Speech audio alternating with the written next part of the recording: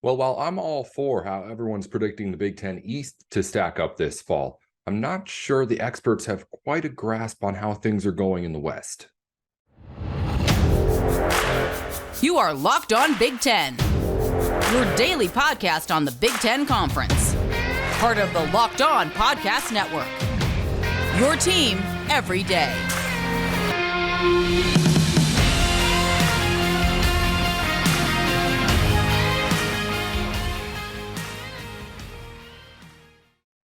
Hello, you're listening in to Locked On Big Ten. Thank you for making Locked On Big Ten your first listen every day.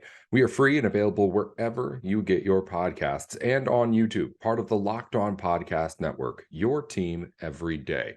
I'm your host, Nate Dickinson. Be sure to follow along on the show wherever you get your podcasts and on YouTube, of course, but also on Twitter at Locked On Big Ten. 10 at the end when you're typing it out, not TEN. I'm your host, Nate Dickinson, at Nate with Sports on Twitter. And coming up on today's show, we're going to take a look at some of the predictions from around the internet on what people are saying about this upcoming fall in Big Ten football. Everyone's got predictions, whether it be over underlines for win totals or just straight up predictions on how every game is going to go. Somebody has something to say, and we're going to combine some different analyses and take a look at where exactly everyone has these teams, learn a little bit about what the consensus is in the Big Ten, and also give you my takeaways on how I feel they're looking at things. Then later on, we're going to get into the basketball transfer portal. A whole lot has already happened. So who are the biggest winners and losers when it comes to purely what they've added and lost through the portal so far? We'll get into all of that here on Locked On Big Ten. But let's start by diving into what we have here on football. I mentioned off the top, when I took a look at all of these different rankings and predictions across a few different sites, I was pretty much in agreement with what I saw in the Big Ten East. But I think that there needs to be a little bit more of a shift in how we are looking at the Big Ten West. Let's start with the East, though, because the East is a whole lot simpler, right? Ohio State and Michigan, and then Penn State's there too, maybe to hopefully get this to be the year where they can get themselves a win over one of those two teams and get into that conversation for the Big Ten title. That, of course, is priority number one for the Nittany Lions. But right now, it's at the very least in the Big Ten East, a clear-cut 1, 2, and 3. And when you look across what we have here, I'm comparing lines from what we had in the FPI from ESPN, which actually gives us down to a decimal, a predicted amount of wins, and then FanDuel's over-under win totals for teams, as well as 24/7 Sports overall season predictions, which just gives us a record for the season. Going into all of that, a consensus agreement that we had Ohio State, Michigan, and Penn State as the best teams, not only in the Big Ten East, but still in all of the Big Ten. And I think that's something everyone's kind of agreeing on at this point. And it's something that I'm right along with them on the bandwagon on too. I would love to see them be some more parity in the Big Ten East. But right now, the most exciting thing that Big Ten football season has going for it is that it has those two teams in Michigan and Ohio State that are going to be college football playoff contenders. And the Big Ten could maybe even add a third in Penn State getting into that mix as well, too. So while, yes, I'm sure if you're a fan of another Big Ten East team, you'd love to see some more upsets here. But when you're talking about just what you're looking at from a neutral standpoint, it doesn't get better than what the Big Ten East is doing. It has three potentially elite college football teams that are all going to be battling each other this fall. And everyone's in agreement with that too. FPI had Ohio State at 11.8 wins, Michigan at 10, Penn State 9.3. The over-under for those three teams is 10.5 for both OSU and Michigan State and 9.5 for Penn State. And then actually 24/7 had all three teams finishing with 11 wins on the season, presumably meaning that Penn State does get that win over one of those teams. They didn't go into actual individual games. The point is that everyone pretty much thinks that on the top of the East, things are going to stay the same. And not only that, but that I'm getting a feeling everyone pretty much believes that they're going to roll over the rest of the teams on that side in the Big Ten. And while I don't necessarily agree with that, I do agree with the idea that those three teams are significantly better than everybody else. And if we're just talking about predictions, it's a whole lot more fun to think about those three teams at the end of the season playing each other all undefeated or with one loss than it would if they had gotten upset by Indiana or whoever else throughout the regular season. It's not that fun for the fan bases of those other teams. And again, you do get a lot of blowouts as a result in the East, but at the same time, you get the best games in the country over the last couple of years coming out of the Big Ten as a result too. But as I said, I don't have much of a quarrel with what we're talking about here. Everyone's agreeing those three teams are the best. I'm not bold enough to say that anything else is going to happen in the Big Ten East. And I think that if you're really looking at the numbers, you would have to agree that that's the most likely scenario, is that those three really do just, for the most part, roll over everybody else. However, on the other side, when you take a look over at the Big Ten West, I'm seeing a little bit more, first off, confusion about where each team's going to stack up, not nearly as much of a consensus. And I'm also seeing a bit more of an agreement that we'll see more of the same as far as the parity we saw in the Big Ten West. And while I'm all for the idea that this side of the conference is still wide open, I'm not for the idea that it's going to be as even once we actually get to the fall. I think there will be some separation between the teams that are really starting to develop something here in the West and the teams that are going to end up not just being able to keep up. I expect a Wisconsin and an Iowa and a Minnesota to be able to be in that mix at the end of the season. I don't expect Illinois to be there again. I don't expect Northwestern to be there. I don't expect Nebraska to be there, even though we'll get to them in a second. People do expect the Cornhuskers to possibly be that good. I just think that while, yes, it could be any of those teams again, I think that those, whatever the top two or three are going to be, out of that kind of group of people, I think could actually step up and win the West. I think the first and second and third, maybe even, will separate themselves a little bit more from the rest of the division in the same way that the top three in the East have separated themselves so well from the rest of that division. I don't think we're going to have the situation where with 3 weeks left, we're trying to figure out how can we end up with a 5-way tie in the Big Ten West. That's not what's going to happen again this year. And while, of course, that was extreme, I guess what I'm trying to say is I expect the swing back to the norm to be a little bit harsher than maybe some people are expecting, while at the same time agreeing that, yes, there are probably 3-4 teams who could legitimately win this division. I just think that throughout the course of the season, we're going to start to learn a little bit more and see a little bit more separation between those few teams at the top and the rest of everybody else. And there's, again, a bit of a disagreement as to that when you look at the win totals in these ratings. For instance, Wisconsin is listed as the top team in the West, according to ESPN's FPI, with 8.6 projected wins. Iowa has 7.4, Minnesota 6.5. On the other side, you're looking at Illinois is in there too at 6.8 wins too. Can't forget the Illini. Then over at 24/7 Sports, though, you have a much more different story of a little bit more dominance in the Big Ten West from those top teams. And that's a little bit more of what I'm expecting. 24/7 has Wisconsin at 10 wins this season. It has Iowa at 9 wins, Minnesota at 8 wins. It also has Nebraska at 7 wins, which I'm not totally thrilled on. But Nebraska is a team that I think is one of those that's going to be, again, in the same way it has the last couple of years, be one of those that people can expect to make things interesting in the West again.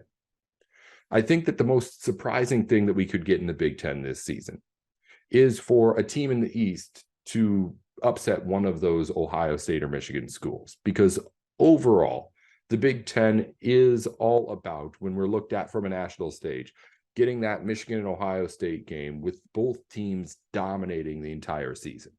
And that's what we've gotten each of the last 2 years. So if one of them gets upset, that'll be the biggest story of the Big Ten season up until Michigan and Ohio State play each other. Outside of that, you've got to just look and try and figure out, okay, who's going to be that one team that does overperform? Who is this year's Illinois? Because while I'm seeing a whole lot of what I think to be power at the big top, and I think mostly the rich getting richer here in the Big Ten, I do agree that there has to be somebody, whether it be a Nebraska, an Illinois, or Purdue on the other side, or a Maryland. Somebody's going to have to overperform. Someone's going to have to underperform. And I think we need to get a little bit better idea of where those schools are, because I just know it's not going to be quite as even, especially on that west side, as what we had last season in the Big Ten. Some fan bases are not going to be happy with the way that the season turns out, because just about everyone is thinking, oh, we could get to 5 wins at the very, very least. And that ain't going to happen. Coming up, we're going to talk basketball here as we get into the transfer portal. It's been only a short time since the end of the NCAA basketball season, but plenty of moves have already been made across the country and in the Big Ten. We're going to break down who has been the biggest winner and the biggest loser in the Big Ten transfer portal so far here on Locked On Big Ten in just a minute. Before we get into that, though, a reminder that Built Bar is a delicious snack that can give you all of the delicious taste that you want without any of the sugars and calories. You can head over to built.com right now to see more of what I'm talking about. They come in completely unbelievable flavors, whether it be the Built Bars or the Built Puffs, like churro, peanut butter brownie, and cookies and cream. These are only 130 calories with 4 grams of sugar and a whopping 17 grams of protein too. So you're getting all of the nutrition that you get in a protein bar with the taste of a candy bar and wrapped in chocolate or marshmallow, just depending on how you like it, with new flavors coming out all the time. Head on over to built.com right now to see what I'm talking about. Or if you're close to a Sam's Club, you can run in and grab a 13-bar box with our hit flavors, Brownie Batter Puff and Churro Puff. You can head on over to Built right now to see what I'm talking about. You will thank me later. It's Built Bar, the protein bar that tastes like a candy bar. Also, the Locked On NFL Mock Draft Special is here, and it's bigger than ever. Follow along all 32 teams' first picks in a 6-episode ultimate mock draft experience only Locked On can deliver. All episodes are available now on Locked On NFL Draft on YouTube or wherever you listen to podcasts. All right, let's dive into basketball. It's been only a little amount of time since the end of the Final Four, but we've already had huge moves made in the portal across Big Ten teams. And we're going to get into now who has been making the biggest additions, the biggest subtractions, and also just the most amount of moves in the early transfer period. So let's start with the biggest name, one we've already talked about, Kel'el Ware. This guy going to Indiana is going to be huge for the Hoosiers. A big guy, 6'11", out of Oregon, somebody who was not hugely crucial to what they were doing last season, but the potential is what we're talking about with this player. Someone who was a former McDonald's All-American, someone who was a former 5-star recruit and top 10 recruit in the 2022 recruiting class. Kel'el Ware is the kind of guy that you're hoping, if you're Indiana, you can get in there, plug in, and he can be as good as, say, a Jalen Hood-Schifino has been, and be that kind of an impact player right away. It's a big one for Indiana, not only because of just the player you're getting, but also because of how he fills in the hole in what you're losing with Trace Jackson Davis. He can hopefully be that kind of size, presence, rebounding, and scoring combination that you're really, really looking for to fill in those shoes. And we've talked about this before. It's going to be hard for Indiana to do that. Kel'el Ware is about the best guy you could ask for when you're talking about a single individual player making a big impact right away, a former 5-star guy who's already got a year of college experience under his belt, making his way to Indiana. That's just the one you have to get out of the way early, because it is the biggest name, if not in the Big Ten, maybe the whole country, that's making a move this offseason. The next school I want to talk about, the Michigan Wolverines, just because they have a lot of pieces coming in, but it goes along with a lot of pieces leaving as well, too, as we know with Hunter Dickinson going out. I'd say Michigan has the biggest volume of performance, both importing and exporting total, in what it's getting here. Because while you're losing a guy like Hunter Dickinson and other players too, but of course, Hunter Dickinson may be the biggest name. Again, we talk about Kel'el Ware too, one of the biggest names in the transfer portal this offseason. Michigan's also getting a guy like Caleb Love from North Carolina. When he was a national champion with that Tar Heel team, is averaging 16 points per game. A guy like Trey Jackson from Missouri in Seton Hall, where he would later on start, and a former All-American in high school, already playing at his third school, was previously at Texas Tech and Alabama, averaged just 5.6 points per game last season with the Crimson Tide.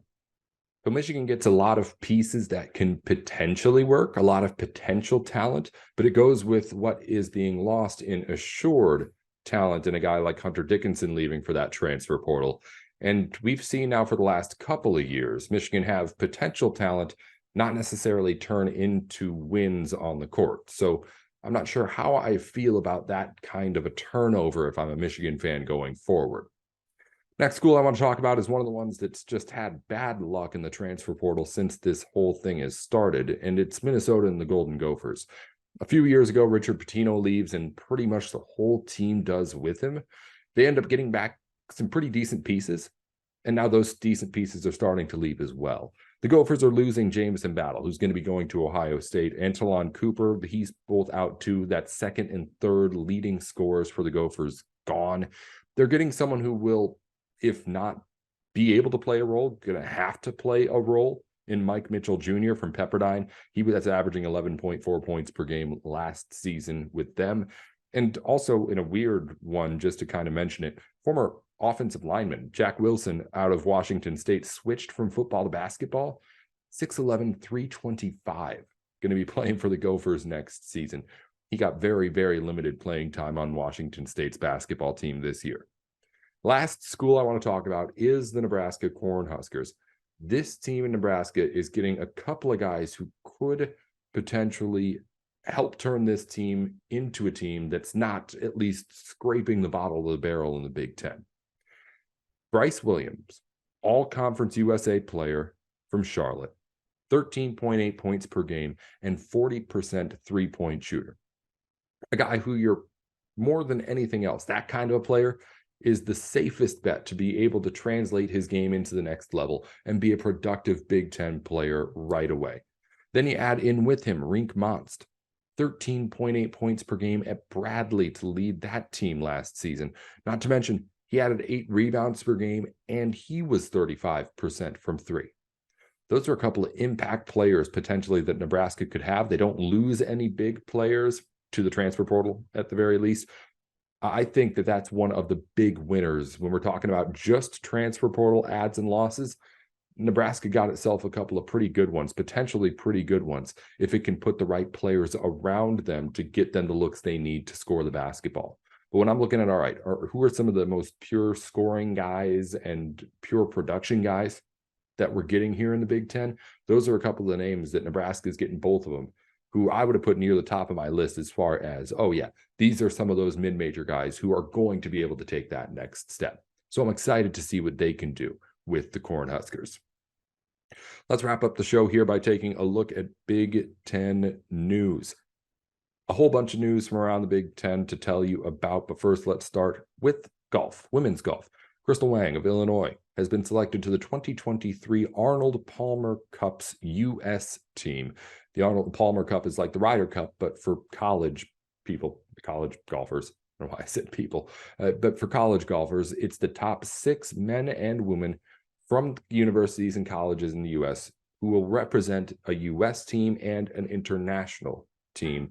And again, Crystal Wang of Illinois making her first appearance on that team as a member of Team USA.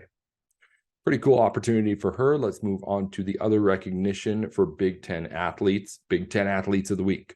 In men's lacrosse, the Offensive Player of the Week is Michigan's Michael Bohm. Your Defender of the Week is Johns Hopkins' Alex Mazzone. And Specialist of the Week is Penn State's Jack Fracchione. In women's lacrosse, Offensive Player of the Week, Johns Hopkins' Abby Hurlbrink. Defender of the Week, Northwestern's Samantha White. And Midfielder of the Week, Johns Hopkins' Bailey Cheatham. And the IU Varsity 8 boat, the Indiana Varsity 8, has been named Boat of the Week by the Big Ten Conference too, one of my favorite awards that the Big Ten gives out. Also, the Big Ten basketball has announced its home and away schedules for the upcoming season. So we don't know dates yet, but we know who's going to be playing who home and away and how many times. It's something we're going to break down later in the week here on Locked On Big Ten. But if you want to take a look at what the matchups are for your Big Ten schedule this upcoming winter on the hardwood, you can do that by heading over to big10.org. And finally, we've got a couple of rescheduled football games. Indiana against Indiana State has been moved up from Friday to Friday, September 8th from Saturday, September 9th. And Illinois and Nebraska will now play Friday, October 6th instead of Saturday, October 7th. A reminder, the first football game of the year for the Big Ten is Nebraska-Minnesota on Thursday, August 31st. One other note, Purdue quarterback Brady Allen has entered the transfer portal for the second time in 4 months. He first entered the portal when Jeff Brom left for Louisville. He now goes in again looking for a new home.